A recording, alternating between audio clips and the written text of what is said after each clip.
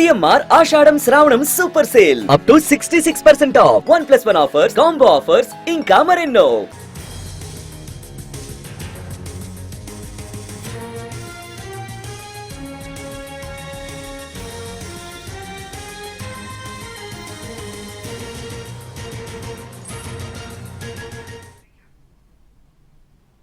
కాళేశ్వరం ప్రాజెక్టుపై justice Ghosh commission ఇచ్చిన నివేదికను సవాల్ చేస్తూ మాజీ సీఎం కేసీఆర్, మాజీ మంత్రి హరీష్ రావు వేసిన 2 పిటిషన్లపై ఇవాళ తెలంగాణ హైకోర్టులో విచారణ జరగనుంది. పీసీ ఘోష్ నివేదికను కేసీఆర్ సవాల్ చేశారు.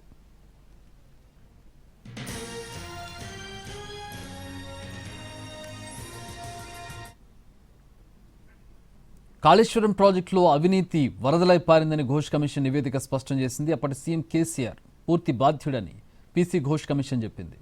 మేడిగడ్డ బరాజ్ని ఎక్కడ కట్టాలి, ఎలా కట్టాలి, ఎంత నీటిని నిల్వ చేయాలి, ప్రాజెక్టును ఎలా నిర్వహించాలనే విషయాలతో పాటు ప్రాజెక్టు ఆర్థిక అంచనాలను మార్చేసింది కూడా కేసీఆర్ అంటూ కాళేశ్వరం కమిషన్ తన నివేదికలో పేర్కొంది.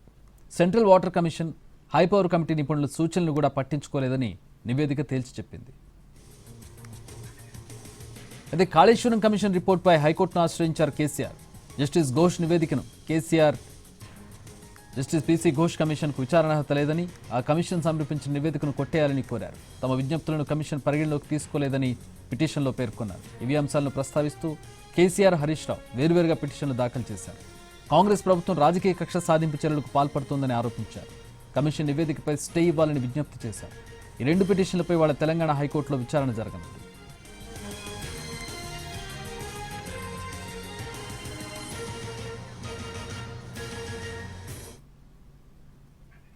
గతంలో విద్యుత్ కొనుగోళ్ల విషయంలో కూడా కాంగ్రెస్ ప్రభుత్వం వేసిన జస్టిస్ నరసింహారెడ్డి కమిషన్పై కేసీఆర్ సుప్రీంకోర్టుకు వెళ్లి రిలీఫ్ పొందారు. ఇప్పుడు కాళేశ్వర కమిషన్ నివేదికపై కేసీఆర్, హరీష్ రావు హైకోర్టును ఆశ్రయించడం, వారి పిటిషన్లపై వాళ్ళ విచారణ జరగనుండడంతో హైకోర్టు ఏం చెబుతుందా అనే ఆసక్తి పొలిటికల్ సర్కిల్స్లో ఏర్పడింది.